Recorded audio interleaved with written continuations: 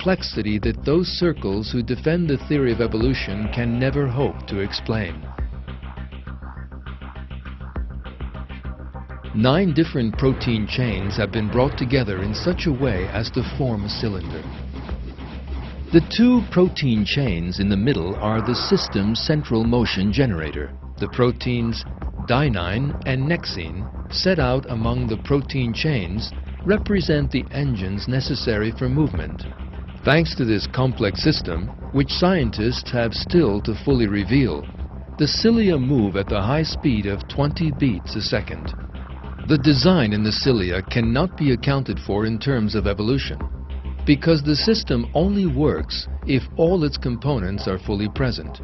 It is impossible for it to have developed in stages. In other words, for it to have evolved. There is another point which should not be forgotten. Cilia serve no purpose on their own. They need to work together with the mucous layer in order to protect human life and prevent the entry of foreign bodies. Mucus also turns out to be a marvel of design when examined up close. The mucous layer is rather thin. On the screen you can see a 30-centimeter ruler. Now let us have a look at a 1 millimeter length of that ruler. Now let us divide that 1 millimeter part into 600. 1/600th of a millimeter is so small a number that one cannot imagine it. That is the thickness of the mucous layer which protects your health. 1/600th of a millimeter.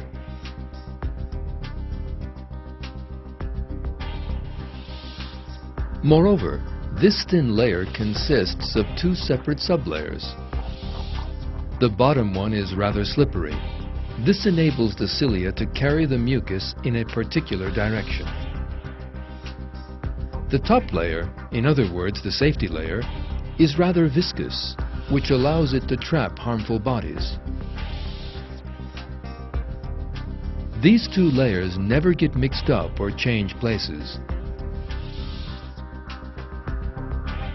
In order to better understand the perfection of the design in the system, let us imagine for a moment that the layers did change place.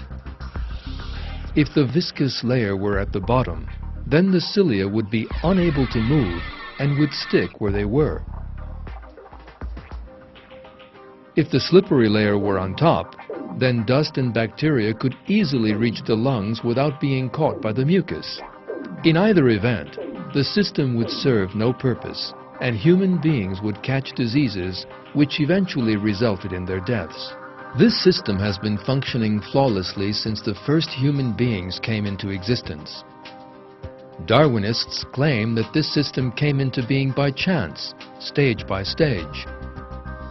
Yet that is impossible. As we have just seen, the slightest irregularity or deficiency in the system would cause it to serve no purpose. This is an important piece of evidence invalidating Darwinism.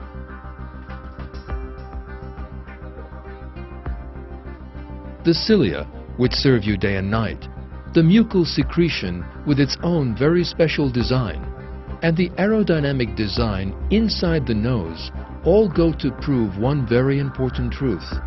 God created you. The artistry and design evident in every part of your body are proofs of the might of God. In one verse, he states,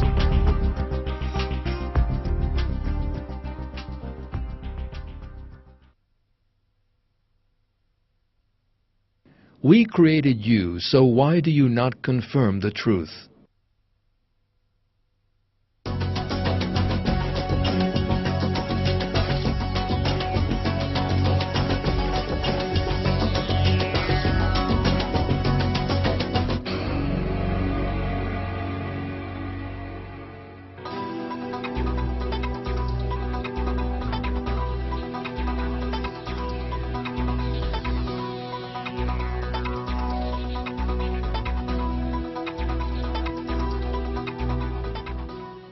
The longest leg on the journey to the lungs is that in the windpipe. The structure of the windpipe is yet another example of the perfect design of the human body. The walls of the windpipe are supported by C-shaped rings of cartilage. This allows movement in different directions. If the windpipe were made of flesh alone, the resulting softness would lead to constant blockages. That would make it impossible for us to breathe. If it were made of something as hard as bone, then our movements would be to a large extent restricted. Yet the cartilaginous structure which makes up the windpipe is perfectly suited to all kinds of movement, and it always remains open due to its flexibility.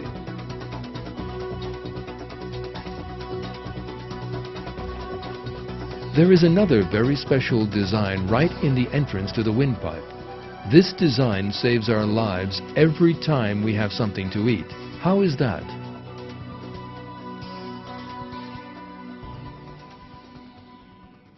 The esophagus and the windpipe lie side by side in the throat.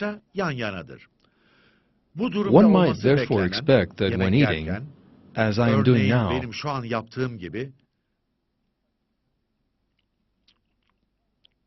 the food might get stuck in my windpipe and choke me. Yet nothing of the sort happens. Although I continue to eat and breathe, the food never gets caught in my windpipe.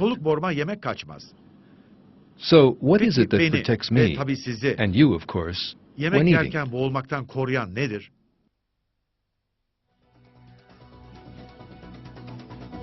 There is a small flap of elastic cartilage called the epiglottis right at the entrance of the windpipe.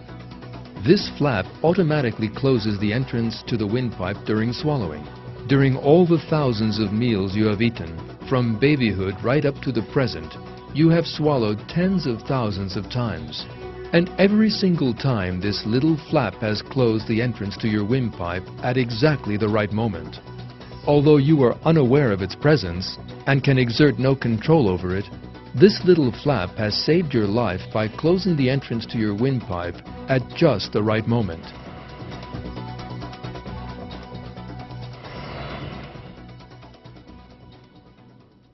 As always, the theory of evolution is quite helpless in the face of this system.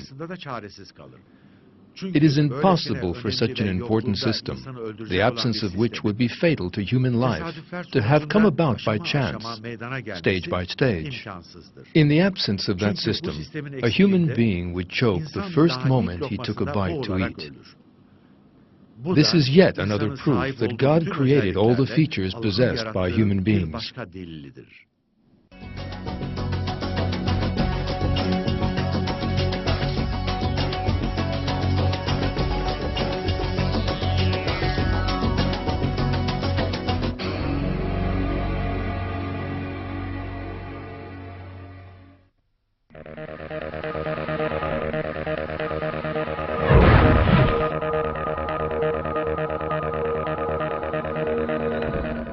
Body tissues produce carbon dioxide as a result of their daily functions. This carbon dioxide is carried away from the tissues by the blood. This blood, loaded with carbon dioxide, is dirty blood.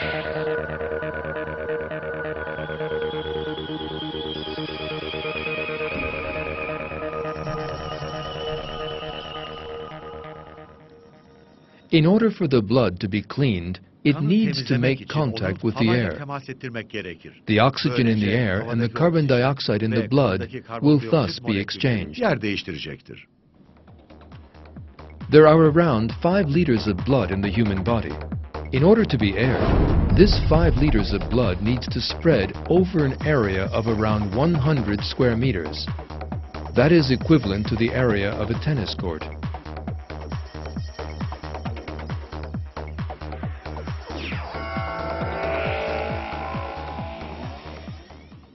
Everyone watching this film has an area the size of a tennis court squeezed into his lungs by the incomparable art of God's creation.